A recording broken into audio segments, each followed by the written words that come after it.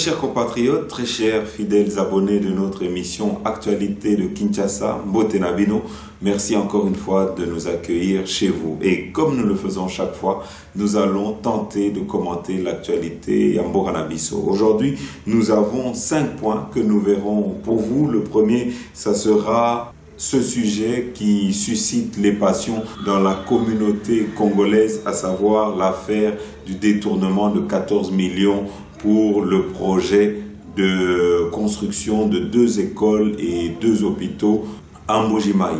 Alors, nous vous mettrons d'abord la réaction du FPI qui a tenu à apporter des éclaircissements sur cette affaire de 14 millions qui aurait été détournée. Mais en deuxième point, nous vous mettrons également les paroles de Monsieur Marcellin Bilomba, parce que suite à notre première émission, vous avez été nombreux à nous demander des éclaircissements supplémentaires. Vous avez été nombreux à nous demander que nous puissions aller revoir Monsieur Marcellin Bilomba pour qu'il puisse éclaircir l'opinion. Mais ici, nous allons peut-être le dire pour Nabande Konabiso, Boyeba, que nous faisons notre travail de journalisme. Ça veut dire que nous sommes là pour recueillir des informations et pour tenter de vous éclairer. Nous ne sommes pas parti pris dans cette affaire. Nous ne sommes pas en mesure de vous dire s'il y a eu de l'argent qui a été détourné. Nous ne sommes pas en mesure de pouvoir vous dire s'il y a eu des rétrocommissions.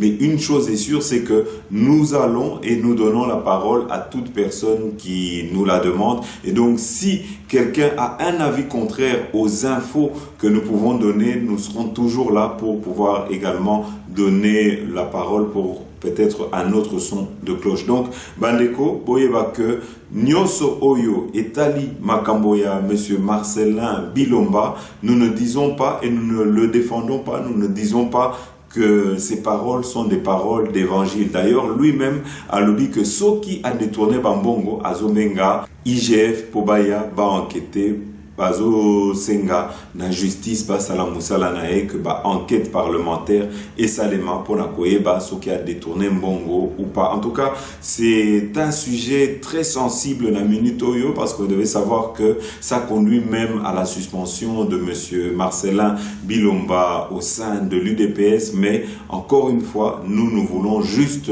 apporter ce que nous avons pu peut-être constater de nos yeux. Et vous devez savoir, toujours dans le même sujet, nous avons été également filmés, Makamboyo et Tali Chile-Gelou. Nous avons été voir pourquoi jusqu'ici il n'y a pas eu des travaux de Chile-Gelou en Mbuji-Mayi. On nous dit que c'est parce qu'on devait d'abord construire des caniveaux, mais après avoir circulé dans tout Mbuji-Mayi, nous n'avons pas pu constater de réels travaux de construction de caniveaux. Et donc ici, je crois que le chef de l'État doit être très vigilant et très attentif dans ce dossier-là de Chile-Gelou. Une chose est sûre, dans ce que nous avons constaté dans différents chantiers et travaux qui devaient se faire en Mbuji-Mayi, nous avons constaté qu'il y a des combines louches qui se cachent derrière la plupart de ces travaux. Nous serons même tentés de dire qu'il y a une mafia qui est en train de se jouer, en train de s'opérer à l'intérieur de la plupart de ces travaux. Nous n'irons pas jusque-là parce que nous n'avons pas des informations complémentaires, mais en tout cas, une chose est sûre, c'est qu'il y a un manque de volonté, il y a des personnes qui doivent superviser ces travaux qui ne rendent pas, en tout cas, un bon service au chef de l'État, parce que jusqu'ici, nous sommes en 2022, l'année où on devait déjà présenter des réalisations, mais malheureusement, nous sommes en train de voir que nous sommes en train de patauger, nous sommes en train de tourner en rond. Donc, nous demanderons au chef de l'État d'être vraiment vigilant et de faire un suivi, comme nous l'avons déjà proposé, un suivi de la plupart de ces travaux. Alors, en troisième point, nous vous mettrons les images de la tournée, de la fin de la tournée du chef de l'État, Félix Antoine Tshisekedi. Ici, nous vous mettrons les images de la ville de Tchumbe, c'est à Lubefu et c'est au Sankourou. Et donc là, c'est dans le village de Monsieur Patrice Emery Lumumba. Vous verrez en tout cas l'échange avec la population. Il y a eu une polémique autour de cet échange avec la population parce que le chef de l'État a dit dans ses paroles suivantes que Mboka, Essi et Koufaki, pour dire que le pays était déjà à terre et qu'on ne peut pas le mettre encore plus à terre que maintenant, mais qu'il avait la volonté de relever le pays et que c'est pour ça qu'il faisait la plupart de ses tournées, c'est pour ça qu'il se déplaçait partout. Donc ce n'était pas un message de fatalisme, mais c'était plutôt un message d'espoir que le chef de l'État avait apporté lors de cette tournée en disant que je connais vos malheurs, je connais vos souffrances et nous allons relever tous ces défis ensemble, nous allons relever le pays. Donc c'était plutôt un message d'espoir que le chef avait voulu apporter. Enfin, en quatrième point, nous vous mettrons les images de l'infatigable Monsieur Chungu, le DG de la RVA. Comment ce DG est en train d'accompagner le chef de l'État dans sa mission. Enfin, nous terminerons notre émission avec l'analyse de Monsieur François Soudan de Jeune Afrique qui a parlé sur RFI pour essayer de faire le bilan actuel du chef de l'État Félix Antoine Tshisekedi. Moi, je trouve que c'est toujours bon d'écouter aussi les avis contraires pour essayer de s'améliorer pour la Koeba et si kaba faiblesse ses alliés pour améliorer. Tolobite que Malobana Monsieur Soudan nyonso eza vérité ou bien qu'il n'y a peut-être pas une manipulation derrière, mais en tout cas ce n'est pas toujours bon de tout rejeter. Je crois que souvent il est également bon de pouvoir prendre certains éléments pour pouvoir évoluer positivement. Voilà Bandeko, et donc ici, avant de commencer notre émission, pour la Bandeko Oyo Bozo découvrir Bisso, Oyo peut-être que ne vous êtes pas encore abonné à notre émission et qui voulait nous soutenir, voici quelques conseils pour pouvoir nous soutenir. Bolanda. Chers compatriotes, vous n'êtes peut-être pas encore membre de la grande famille de tous les abonnés de RDC Source Info, pas de panique. Il n'est pas trop tard, je vous invite à appuyer sur le bouton abonner. Appuyez également sur le bouton notification. Ça vous permettra, lorsque une de nos émissions sera mise en ligne, vous serez directement informé par YouTube. N'oubliez pas d'appuyer sur le bouton j'aime. Ça nous donnera une bonne cotation auprès de YouTube et ça rendra nos émissions plus visibles auprès de nos autres compatriotes. Donc je répète, nous avons 3 actions à faire. Le premier, abonnez-vous. Deuxièmement, appuyez sur le bouton notification et troisièmement, appuyez sur le bouton j'aime. Ainsi, vous ferez partie de ceux qui encouragent et soutiennent RDC Source Info et vous nous encouragez à continuer à vous informer. Voilà très chers compatriotes, Awatoleki n'a point, il n'y a pas de publicité Nabiso. Si jamais vous avez pour projet de venir ici au Congo mais que vous n'avez pas de véhicule et que vous ne savez pas comment vous déplacer, nous avons la solution pour vous. Voilà très chers compatriotes, comme nous vous l'avons dit dans notre présentation, il y a eu une réaction du FPI suite à la polémique sur le soi-disant détournement de plus de 14 millions de dollars. En tout cas, je vais encore apporter une petite précision, c'est que ici, il y a eu une certaine manipulation et nous voulons toujours nous inscrire du côté de la vérité. Nous sommes là pas pour un parti, pas pour un camp, mais nous sommes là pour essayer de rechercher et de trouver la vérité pour vous, pour que vous puissiez voir clair dans Makambo Oyo et Talimbo Ranabiso.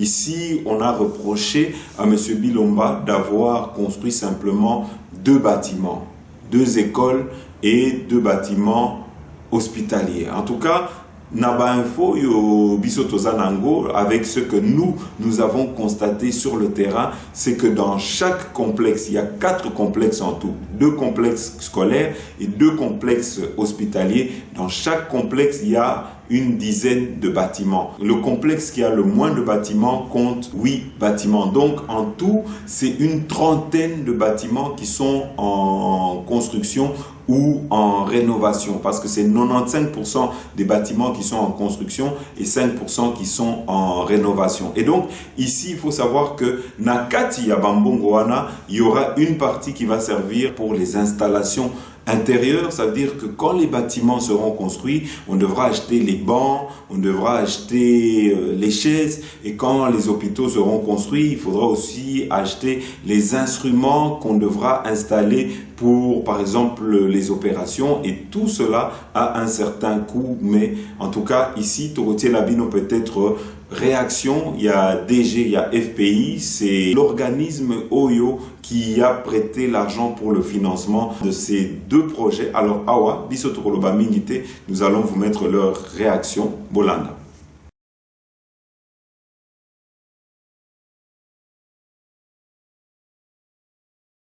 Il n'y a jamais eu détournement, ce qui va vous étonner. D'ailleurs, moi-même aussi, j'ai eu le même étonnement que vous. On parle de 14 millions. Qui engage ces fonds? C'est moi. Qui libère ces fonds? C'est moi. Et ici, nous sommes dans une situation, moi je me pose la question, où est-ce qu'ils ont vu ces 14 millions? Ces 14 millions sont passés où? Ont été retirés où? Et qui en a bénéficié et qui les a détournés? Ça, c'est archi faux. Rien n'a été détourné au FPI. Dans le cadre du programme présidentiel de lutte contre les inégalités sociales, le FPI a été enrôlé dans ce programme avec des tâches. Il y a d'autres structures, plusieurs structures qui sont enrôlées dans ce programme. Le FPI aussi a été enrôlé.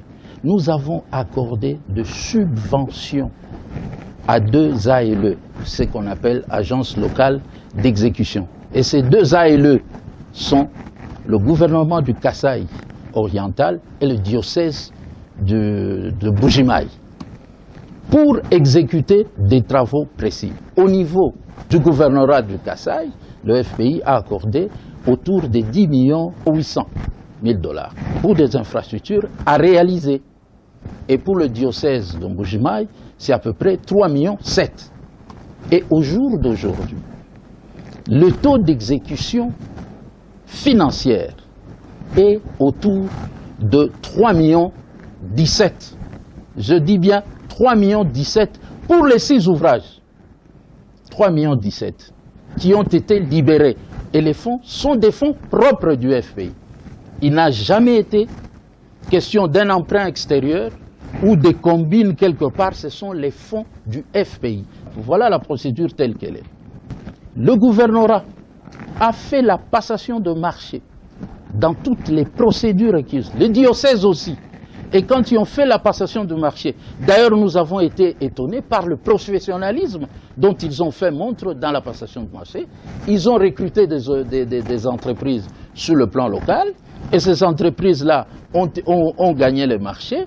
Ils nous ont fait rapport sur les entreprises qui ont gagné les marchés, qui sont des entreprises locales et qui ont pour rôle de pouvoir aider aussi à ce que non seulement on crée l'emploi localement, on fait circuler l'économie locale et nous les payons à partir des banques locales sur place. Donc pour notre part, nous pensons que ces débats que les autres essayent d'amener sur d'autres terrains que nous ne maîtrisons pas en tant que technocrates, nous expliquons clairement que ce qui se fait, c'est fait dans les normes. Et la présidence n'a que le rôle simplement de suivi, parce que c'est un projet qui a été initié par la présidence de la République. Les conseillers du président n'ont que le rôle de suivi à travers. C'est pour ça que vous avez remarqué que nous avons fait 2 descentes avec le directeur de cabinet du chef de l'État pour aller dans. Il a fait des visites d'inspection. C'est parce qu'il est président du comité de pilotage qui est un comité de suivi. Que les gens se renseignent. Chilin Gelou allait prendre les informations auprès de l'FONER et de l'OVT. Point barre. Qu'est-ce que le FPI a à voir là-dedans? Et je le dis de manière solennelle, qu'il y ait un débat contradictoire qui mettrait en face, parce qu'ils ont voulu mettre les débats sur la place publique. Allons-y. Débat contradictoire, les accusateurs, ceux qui font le relais d'un côté, et de l'autre, le FPI qui doit s'expliquer. Et je pense qu'à ce moment-là, parce que ça tombe maintenant dans la diffamation et la dénonciation calomnieuse, À ce moment-là, nous pourrons tirer les conclusions, parce qu'il ne suffit pas que parce que vous avez le pouvoir de parler, ou vous avez une opinion qui vous suit, vous prenez cela à tort pour pouvoir faire du tort à d'autres institutions. Mon frère, le FPI doit aller dans une autre dimension aujourd'hui. Vous savez que nous avons deux partenaires. Vous êtes en train de faire de l'autoflagellation sur votre propre pays, sans même évoluer dans les recherches. Cette autoflagellation, c'est que même des partenaires extérieurs, vous pensez que se faire le tort aux responsables de l'institution. Non, on fait le tort au pays. On fait le tort au programme présidentiel. Parce que nous allons perdre du temps, nous tirailler à faire ceci, cela. Peut-être que des personnes ont d'autres agendas. Aujourd'hui, vous savez, dans la province du Kasaï, je pense qu'il y a des ressortissants du Kasaï ici. Je prends peut-être Israël Mutombo, qui parcourt tout le pays. Il parcourt tout le pays. Demandez-lui si dans la province du Kasaï, il y a une école comme Al-Fadjiri de Bukavu. Posez-lui la question s'il y a une école comme Imara de Lubumbashi ou Twendele. Posez-lui la question s'il y a comme le petit séminaire de Guado. Posez-lui la question, vous allez vous rendre compte que dans cette province-là, il n'y en a pas. Et aujourd'hui, nous avons entamé, plutôt que tous, comme un seul homme, se mettre derrière le FPI, laissez-nous, nous sommes ouverts à tout. Laissez-nous aller jusqu'au terme de nos projets. Et puis vous venez maintenant, ici vous aviez sorti 14 millions. Voilà qu'est-ce que vous en avez fait. Mais nous sommes à 3 millions 17. Et là, c'est le tollé. Moi je me dis, je ne suis pas politique, mais c'est peut-être des gens qui veulent quelque part saboter les programmes du chef en créant des distractions. Voilà, très chers compatriotes, comme vous nous avez demandé d'amples informations concernant M. Marcelin Bilomba, nous sommes retournés vers lui pour qu'il puisse apporter des précisions dans le dossier Oyo et Tali Mbujimai, Tokotie Labino. Interview naye na nyonso na ba précision Oyo azo apporté na projet wana Bolanda. Papa Marcelin, bonsoir. Bonsoir. Voilà, beaucoup de gens ont apprécié le reportage qu'on a fait à Mbujimai et aujourd'hui, il y a encore quelques questionnements et j'en ai retenu deux. Le premier, c'est pourquoi vous êtes conseiller, je crois, en économie et finances et pourquoi aujourd'hui vous êtes dans différents projets et quels sont ces projets dans lesquels vous êtes et pourquoi c'est vous qui supervisez ça. C'est parmi les questions de nos internautes. Alors, est-ce que vous pouvez nous répondre déjà à cette question? Mais très bien. Merci beaucoup en tout cas, Jeannot. J'aimerais apporter une précision. Je suis le conseiller principal en charge de l'économie, finance et reconstruction. C'est peut-être ça que les gens ne savent pas. En abrégé, on appelle ça ECOFIR. Économie, finance et reconstruction d'une manière générale. Ce n'est pas forcément reconstruire en termes de bâtiments, mais reconstruire les concepts, reconstruire par exemple le modèle économique, reconstruire, je dirais, notre administration fiscale en appui donc des ministères sectoriels. Donc j'apporte tout ce qui est rénovation, tout ce qui est réforme, quel que soit le matériel ou l'immatériel. Alors les concepts, donc reconstruction, c'est un concept globalisant. C'est pourquoi vous me voyez partout pour accompagner chaque sectoriel. Là, nous étions dans la construction, j'accompagnais mon collègue de l'infrastructure. Oui, mais il semble... Mais pourquoi c'est vous qui devez effectuer ce contrôle? Vous nous avez expliqué ici tout de suite que c'est par rapport à la présidence et que c'est un projet. Donc, vous pouvez expliquer à nos internautes?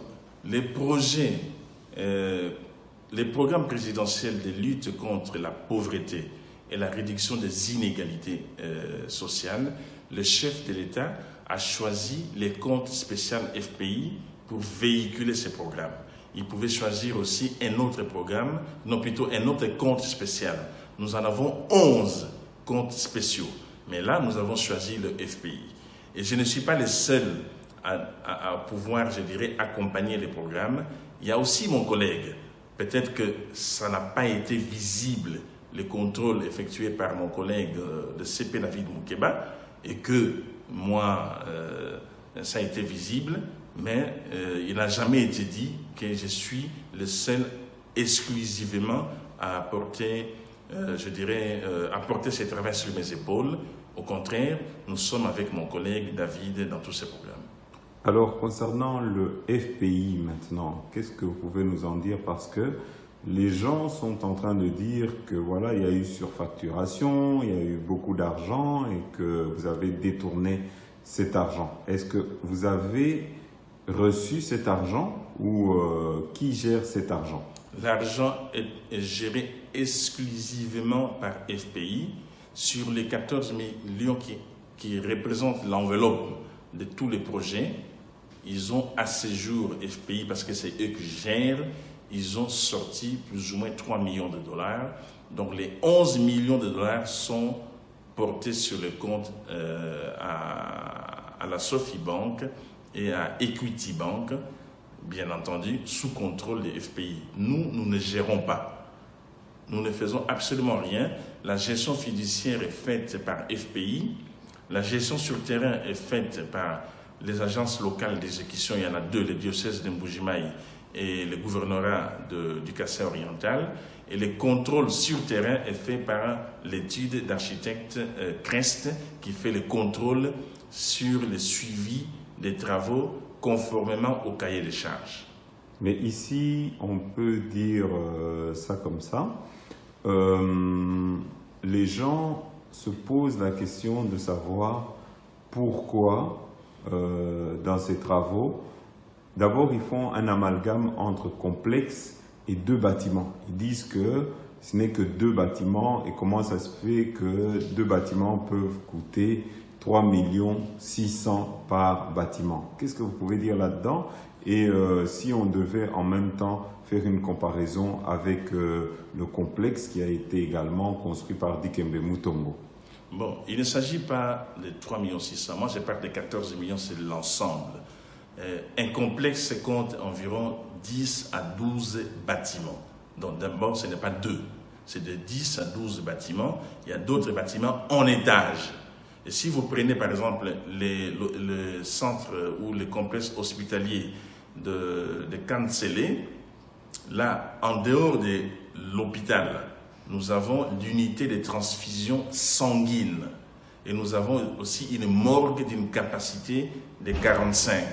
Et ce serait la morgue de l'État qui pourrait servir à l'ensemble de la province du Kassai oriental. C'est l'ensemble de tout ça qui fait le complexe. Alors dire que c'est 3 600 000, moi je n'en sais rien. Ça c'est les gens qui spéculent, qui prennent les 14 millions et ils divisent par 4. Non, c'est 4 complexes à Mbujimaï. Et quand on dit complexe, c'est-à-dire l'ensemble des bâtiments qui composent, je dirais, les complexes. Mais on a entre 10 à 12 bâtiments. Vous-même, vous avez eu l'occasion de les visiter. Sans compter qu'il y a 2 écoles, type 6 classes, mais à Mupompa, parce que là, nous sommes dans un territoire reculé.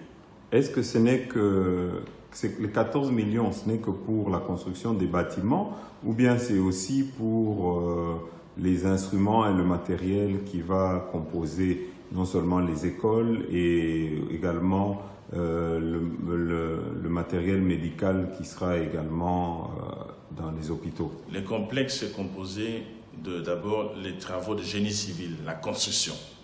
En dehors de la construction, vous aurez les équipements des écoles et les équipements des hôpitaux. Et vous connaissez très bien les équipements des hôpitaux, ça coûte très cher. En dehors des équipements, vous avez le forage. L'eau en permanence dans le complexe comme c'est une denrée rare dans le Kassai oriental. Et cette eau, il y aura des bornes fontaines pour servir toute la population qui habite dans les 200 mètres du rayon du complexe. Et ensuite, on aura une PV, donc ce qu'on appelle le courant d'origine photovoltaïque, parce que l'électricité, il y a carence d'électricité dans le Kasaï oriental. Je profite pour dire que ce que nous faisons dans le Kasaï oriental, c'est un modèle pilote. Ce serait dupliqué dans toutes les zones après l'espace Grand Kasaï, parce que nous allons nous étaler dans les autres parties du Kasaï, du Grand Kasaï, donc c'est-à-dire le Kasaï central, le Kasaï, ainsi que le Sambo, donc le Sambo et l'Omami dans les Cabinda. Ça, c'est le Grand Kasaï. En dehors de ça, nous allons toucher le Grand Bandundu, qui est aujourd'hui partitionné en trois, les Kwango, les Maïndombe et les Kwilu. Et après les Grands Bandundu, nous allons toucher les Grands Équateurs pour assurer la connectivité entre l'espace Grand Kasaï et Kinshasa en transitant par les Grands Bandundu. Voilà les projets du chef de l'État. Mais ce qui choque les gens, c'est quoi? C'est parce que nous sommes habitués, quand on parle des projets, 60% ou 70% des projets, généralement, on vole l'argent et on vous laisse les 30 ou 40% et les projets n'arrivent pas à terme. Ce qui fait que nous faisons des ouvrages qui sont des éléphants blancs. Mais aujourd'hui, nous venons avec un modèle qui prouve à suffisance que nous irons au bout du projet. Les gens ne croient pas. Je pense qu'ils raisonnent en absurde parce qu'ils ont l'habitude de ne pas voir les projets à bout. Mais cette fois-ci, avec Fatih Béton, nous irons au bout. On a les projets Tchilé-Gelou, Katende, et vous qui avez dû aller superviser celui-là de la construction des écoles et des hôpitaux. Qu'est-ce que vous pouvez dire à nos compatriotes? Parce que nous étions sur place, nous n'avons pas vu de construction dans ce sens-là. Qui s'occupe en tout cas du contrôle de ces projets et pourquoi ces projets n'ont pas abouti? Tchilé-Gelou, c'est le projet ministère des ITPR avec l'OVD, Office de voirie et drainage. Et ils ont, dans le cadre de partenariats publics et privés, ils ont donné ça à CREC7. CREC7 finance les projets Tchilé-Gelou et se fait rembourser sur présentation des factures. Ils ont mis du temps parce qu'il fallait faire des caniveaux avant réellement de parler de la chaussée. C'est peut-être pas visible parce qu'ils ont fait d'abord les caniveaux. Donc je ne pourrais pas dire grand-chose. Vous devriez vous rapprocher de l'OVD et du ministère des ITPR pour avoir des éléments en termes de timing sur Tchilé-Gelou. Les projets Katende, dans la production de 64 MW à Katende, c'est un projet phare. C'est ça qui donnerait le développement de l'espace Grand Kasaï, parce que sans énergie, le Kasaï ne va pas se développer. Mais ces projets coûtent 400 millions de dollars, minimum. On peut aller au-delà. Alors, nous sommes en phase de pouvoir boucler ces projets et finaliser l'audit technique et financier, parce que c'est un projet qui a été abandonné depuis très longtemps à l'époque de Mobutu. Et avec l'audit technique et financier, ça permettrait aux financiers de s'assurer réellement du coût du projet avant de se lancer. Mais selon les dires du chef de l'État, il est fort possible que l'État congolais se prenne en charge lui-même de financer ces projets à hauteur de 400 millions de dollars environ, afin d'assurer les travaux d'équilibre de Chute Katende. Et le projet agroalimentaire, est-ce que vous en savez quelque chose et qu'est-ce que vous pouvez nous dire peut-être pour nous informer? Voilà, personnellement, je n'ai pas beaucoup d'informations, mais je sais que le projet d'Aipen Lukelenge, il est vraiment en phase de pouvoir, je dirais, être à maturité pour produire des œufs et des poules de chair. Et je sais aussi qu'il va falloir relancer les projets agricoles Kwadi, pour lesquels le chef de l'État a donné des instructions assez claires au ministre de l'Agriculture afin d'assurer une autonomie plutôt alimentaire dans le Kasaï oriental.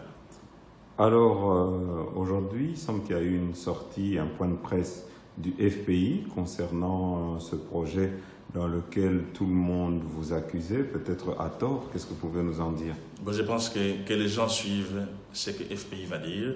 Je n'étais pas là. J'ai été mis en cause, mais injustement, et je comprends. Comme je disais au début, les gens sont habitués à voir des projets inachevés et ils pensaient que nous étions dans cette logique de pouvoir nous servir sur l'enveloppe des 14 millions. Non, les 14 millions étaient confiés, étaient entre les mains des FPI et que FPI, il faut suivre ce qu'ils vont dire, leurs déclarations, et puis l'opinion va se faire l'idée de tout ce qu'il y a eu comme intox. Et donc, dans ce flou-là, du fait qu'aujourd'hui, les gens se demandent pourquoi c'est vous qui devez faire ces contrôles alors que ça ne correspond pas au titre que vous avez en tant qu'économiste. Vous pouvez peut-être expliquer aujourd'hui quelle était la décision prise par le chef de l'État dans ce sens-là? Voilà. Non seulement le chef de l'État a intervenu pour dire que, dorénavant, pour tous les projets, je dis bien tous les projets, même si ce n'est pas dans le cadre du programme présidentiel, mais tous les projets de la République, le chef de l'État a décidé que les contrôles sur terrain doivent être effectués par son cabinet et la primature, sous la supervision, bien entendu, du Premier ministre Samadou Kondé et du directeur de cabinet, son Excellence Guilain Niembou. Ceci pour dire que le président vient de légitimer une fois de plus que son cabinet doit être impliqué dans tout ce qui se fait sur le terrain. Mais par rapport à mon rôle, j'insiste, je suis le conseiller principal en charge de l'économie, finance et reconstruction. Reconstruction, que ce soit dans le secteur des mines, que ce soit dans le secteur hydrocarbures, que ce soit dans les infrastructures. Donc, dans tous les secteurs, j'interviens parce que je suis pluridisciplinaire dans mon intervention, parce que je dois apporter une rénovation, je dois apporter des réformes. C'est pourquoi les gens me voient partout. Ce n'est pas que je veux être partout, mais c'est vraiment dans le cadre de mes prérogatives. Et en parlant, pour terminer, de tous les bâtiments que le FPI sont en train de construire dans les 4 complexes, on peut parler de combien de bâtiments au total? Bon, en tout cas, chaque complexe, le plus grand a 12 bâtiments et le plus petit doit compter 8 à 9 bâtiments. Donc si je comprends bien, en tout, c'est plus d'une trentaine de bâtiments qui seront construits. Si on prend une moyenne de 9 x 4, ça fait 9 x 4, ça fait 36. D'accord. Voilà, c'est ça, 9 x 4, 36, voilà, c'est bien ça, oui. Ok. Voilà.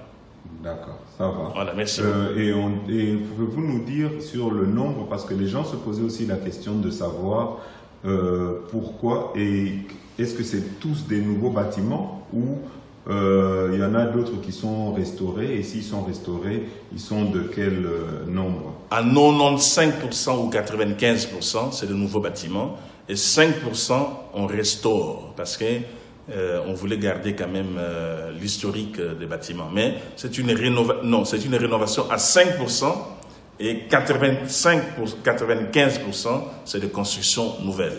Il y a des personnes qui demandent à ce qu'il puisse y avoir une enquête de l'IGF ou bien des enquêtes parlementaires. Vous, qu'est-ce que vous en dites? Très bien, c'est une très bonne chose. Vous avez vu mon tweet, je y ai parlé avec le député Alphonse Ngoï Kassaji, et je lui ai dit que c'est très bien de faire l'enquête parlementaire, comme ça, ça va édifier le Parlement. Et si le Parlement constate qu'il y a une distorsion en termes d'information de ce qu'eux ils vont faire comme enquête par rapport à ce que le bureau CREST a élaboré comme cahier de charges, dans ces cas, ils vont saisir le tribunal, et c'est ce que je lui ai dit. Ils sont libres de le faire, l'IGF peut s'inviter, mais je l'ai dit plusieurs fois, l'IGF peut s'inviter dans ces projets, aller vérifier, ils ont toutes les compétences, si le cahier de charges n'a pas été, je dirais, fait l'objet de surfacturation. Et si c'est le cas, on saisit le tribunal et devant les magistrats, on peut constater des faits infractionnels pour savoir qui est l'auteur de ça. Parce qu'il s'agit de l'argent de l'État, des FPI, qui est proche dans le périmètre des trésors publics, des trésors publics de l'État. Et nous qui sommes politiques, nous sommes redevables. Nous ne gérons pas, mais nous accompagnons pour constater qu'on respecte le cahier de charges. Donc, l'IGF est bienvenu, le contrôle parlementaire est bienvenu, on n'a jamais empêché une instance quelconque de faire ce travail. Merci beaucoup. Je vous en prie. Voilà, très chers compatriotes, vous savez que le chef de l'État a terminé sa tournée à Tchumbe, à Lubefu, dans le territoire du Sankourou. Et là, il a été dans le village de M. Patrice Emery et Lumumba. Il a échangé avec la population. Awa, Tokotier Labino, image, parce que c'était important pour le chef de l'État de pouvoir visiter les deux provinces du Kasaï dans lesquelles, en tout cas, il a pu constater que jusqu'ici, le peuple croupit dans la misère et que la plupart des personnes qu'il avait mis et qu'il avait responsabilisées pour réaliser des travaux pour aider cette population, en tout cas, n'ont pas été à la hauteur. Alors, Awa, Togotier Labino, reportage, il y a fin et à tourner, il y a chef de l'État, Bolan. Le secteur de Tchumbe, territoire des Lubefu dans la province du Sankourou, est la dernière étape de la tournée du chef de l'État Félix Antoine Tshisekedi Tshilombo dans l'espace Grand Kasaï. Le président de la République, accompagné de la très distinguée première dame, est arrivé sur place ce mercredi en fin d'après-midi. Le couple présidentiel a été accueilli par le gouverneur du Sankourou ainsi que toutes les autorités territoriales. Une immense foule s'était rassemblée aux abords de l'aérodrome local. Une première pour cette population qui n'a jamais vu un président de la République se rendre ici sur la terre d'origine de Patrice Emery Lumumba, notre héros national. Depuis que le Congo a été Congo, c'est la toute première fois de recevoir un chef d'État. Et encore un fils du territoire qui est Kassaïen, que l'on disait que les Kassaïens ne peuvent pas être au pouvoir. Mais avec cet homme, les Fachi Béton, comme les Quinois l'appellent souvent, il a pu unifier le pays dans peu de temps. Nous disons qu'aujourd'hui le soleil est à Paris au Sankourou pour recevoir les grands hommes qui fait réunir les Congos et pacifier le pays. En fait, pour son arrivée, c'est tout à fait évident, puisque c'est la première fois des Kassaïs soit le président de la République, comme nous présentons aujourd'hui Fachi Béton comme notre président de la République. C'est tout à fait normal. Le président de la République a parcouru près d'1 kilomètre sous les ovations de la population avant de rallier son cortège et se rendre au stade de Tchumbe où le chef de l'État s'est de nouveau prêté à l'exercice qu'il affectionne et qu'il maîtrise parfaitement, celui du meeting populaire où se déploie en toute sincérité et simplicité le dialogue entre le chef et son peuple sans aucun filtre. Analengo moyanyu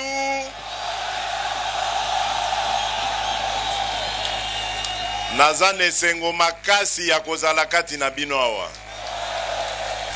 naye kotala bino na cadre ya visite officielle o nazali kosala na kati ya ba province ya mboka na biso mbaloyo naponaki espace Grand Kasaï nalobaki naya kotala bandeko nyonso oya espace ya Grand Kasaï nayende kosukisa awa na Tchumbe mboka ya Patrice Emery Lumumba.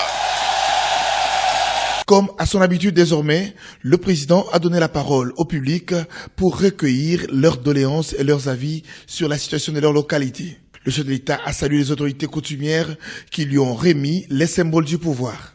Ce jeudi, le président Tshisekedi devrait visiter quelques institutions locales et puis se rendre à Onaloa, Lumumba-ville, pour assister à l'installation des autorités locales de cette nouvelle ville avant de rentrer à Kinshasa au terme de cette longue itinérance dans le Grand Kasaï. Voilà, très chers compatriotes, ici, les réactions sont toutes les mêmes. La population et le peuple congolais demandent au chef de l'État de prendre les choses en main et de mettre les personnes qu'il faut à la place qu'il faut parce que le temps n'est plus en sa faveur. Voilà, en tout cas, Oyo et Taliba réaction, il y a Bande Konabiso, mais nous allons passer au 4e point, Eza Oyo, Ezo concerné RVA avec son DG, à savoir Monsieur Chungu. Alors, Tokoloba Mingite, ici, vous savez qu'il y a des inaugurations qui se font, il y a certaines initiatives qui se prennent au niveau des aéroports pour que ça puisse changer, pour que la RVA et l'image de la RVA puissent changer. Alors, Tokotier Labino, image wana, Bolanda. Autre titre d'actualité, mesdames et messieurs, Chérubin Okende, ministre de Transport, voie des communications, a procédé au lancement officiel des travaux de réhabilitation des chaussées aéronautiques de l'aéroport national d'Ndolo. La cérémonie de lancement a eu lieu ce jeudi. Témoin de l'événement, Peter Mfila. Long de 1650 mètres et de 30 mètres de large, l'aéroport national de Ndolo, âgé de 80 ans, nécessite un coup de pioche pour redorer son image, dont les travaux de réhabilitation font leur début en ce jour. Il suffit de regarder la piste et son état de dégradation très avancé, avec ses fissures et autres nids de poules, au point de devenir un point de friction entre les opérateurs aériens qui exploitent les lignes aériennes provinciales. Il faut donc à tout prix le réhabiliter. Une fois les travaux de réhabilitation terminés, l'aéroport national de Ndolo redeviendra un terminal d'affaires, a renchéri le directeur général de la RVA. Ces aménagements de réhabilitation nous permettront de rétablir dans cet aéroport les conditions requises pour des opérations aériennes sécurisées, faisant ainsi de Ndolo à la fois un terminal d'affaires, en même temps qu'un point de chute pour les hommes d'affaires et les autorités politiques. De son côté, le patron de transport et voie de communication congolais, Chérubin Okende, est revenu sur l'adresse du chef de l'État à la nation du 12 décembre dernier sur le transport. Son Excellence, Monsieur le Président de la République, a rappelé à l'attention de nous tous que la question de transport et voies de communication, je cite, est un défi permanent dont l'impact sur l'économie nationale et par ricochet sur les conditions de vie de nos populations est indéniable. Dès lors, nous avons donc tous à nous mettre à l'ouvrage. Nous avons donc tous à réfléchir de manière pragmatique pour trancher avec des discours et rencontrer cette vision du président de la République. Avec un coût de 5 millions de dollars américains pour sa réhabilitation, l'aéroport national de Ndolo fut la première piste de liaison entre l'Europe et Kinshasa, alors Léopoldville en 1949. Voilà, très chers compatriotes, pour terminer notre émission. Analyse, il y a François Soudan, il y a Jeune Afrique concernant le bilan, il y a mi-mandat, il y a chef de l'État Félix Antoine Tshisekedi. Togotie la bino yango, en tout cas, togosenga pe na bande konabiso, oyo, il y a présidence, oyo, ba Sungaka Mokonzi, boyoka, ba oyo zaba critique, bozo yango, pour na ko changer, oyo, esengeli, ya ko changer, bolanda. Cette semaine, le bilan à mi-mandat de Félix Tshisekedi, le chef de l'État congolais, entend postuler pour un second mandat. Il a également présidé l'Union africaine l'an dernier. Alors où en est-il? A-t-il les cartes en main pour sa réélection l'an prochain? François Soudan, directeur de la rédaction de Jeune Afrique, est avec Norbert Navarro. François Soudan, bonjour. Cette semaine dans Jeune Afrique, les 3 ans de Félix Tshisekedi à la présidence de la République démocratique du Congo. L'heure, en ce début d'année, de dresser un bilan de quasi mi-mandat après la présidence en exercice de l'Union africaine et dans la perspective de l'élection présidentielle de 2023. À commencer par le bilan économique. Le pays est de nouveau sous programme du Fonds monétaire international. La croissance est attendue à quelques 6,5%. Les investisseurs étrangers pointent-ils le bout de leur nez en RDC?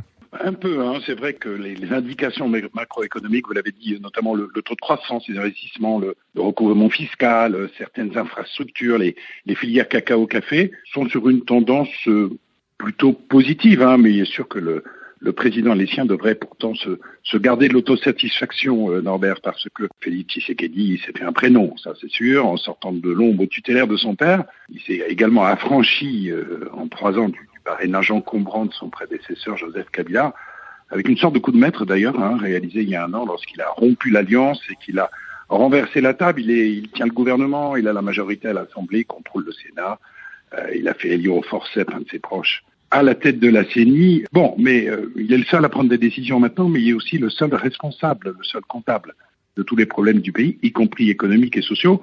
Et l'argument du « je suis coincé, c'est la faute à Kabila », ça ne tient plus. Félix Tshisekedi, le problème, c'est qu'il a beaucoup promis et il n'a que partiellement tenu ses promesses. Et les promesses, vous vous en souvenez Norbert, c'était par exemple l'école primaire gratuite dès la fin de 2019, on n'y est pas, c'était la lutte contre la corruption. Or, la RDC a quand même perdu 9 places en 3 ans au classement de Transparency. Et c'était le retour de la sécurité dans l'Est et la fin des groupes armés terroristes. Or, l'état de siège dans l'Ituri, dans le Nord Kivu, ça dure maintenant depuis plus de 8 mois. Il a fallu faire appel à l'armée ougandaise. Bon, c'est vrai aussi, Norbert, que diriger la RD Congo, c'est sans doute le job de président le plus difficile qui existe en Afrique. Oui, mais justement, vous en parliez à l'instant, François Soudan, la corruption, on l'a vu récemment dans l'actualité, la RDC est très performante dans ce domaine. Le chantier de la bonne gouvernance a-t-il progressé avec Félix Tshisekedi ? Le classement que je viens de signaler sur Transparency semble indiquer que ça n'est pas vraiment le cas. Cela dit, vous faisiez manifestement allusion, Norbert, à l'enquête Congo Hold Up. Cette enquête collaborative pourrait devenir une sorte d'allié objectif de Tshisekedi dans la mesure où ça anesthésiera peut-être les envies de revanche rapide du clan Kabila et ça refroidira aussi peut-être les ambitions présumées de certains poids lourds. Je pense par exemple à Moïse Katumbi qui a été cité dans cette enquête. François Soudan, merci. Voilà, très chers compatriotes, merci na binonyo surtout Oyobolanda Kibiso Lelo. Vous êtes de plus en plus nombreux. Nous avons eu une préoccupation de quelques compatriotes na biso Oyobazo Loba, bazo comprendre ba titre na bisoté. Il faut qu'on ba que biso na ba titre Oyo totiaka toujours ba titre ya ba polémique ou bien ya ba fake news Oyo ezo lobama na kati ya ba réseaux sociaux. Donc ceux qui bokotie pa na biso ne bokoye ba ceux qui ba polémique oyo ezo lobama na kati ya ba réseaux sociaux, est-ce que ça ya solo to eza ya lokuta mais to tiaka titre selon ba polémique oyo ezo lobama. Donc ceux qui boyoki par exemple tolobi ba kangi Marcelin Bilomba, c'est parce que c'est une polémique oyo ezo lobama na kati ya ba réseaux sociaux oyo balobi que ba kangi Marcelin Bilomba. Ceux qui boyoki que tolobi Vital Kamerhe s'est échappé, c'est que ça polémique autozo kanakati ya ba réseaux sociaux balobi que il s'est échappé. Mais nous, quand vous venez dans notre émission, nous apportons des éclaircissements, nous apportons la bonne information.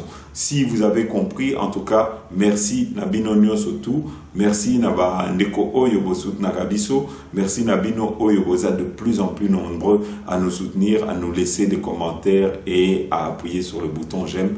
Alors, à très bientôt. De la francophonie.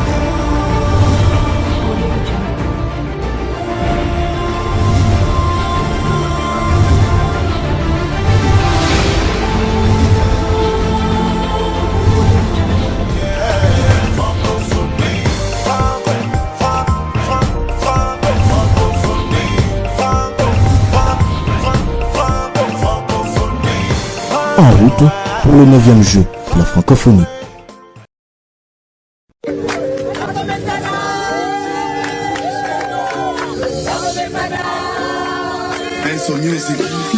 Oh mamé, oh mamé, oh mamé, oh mamé, oh mamé, lé, oh mamé, lé.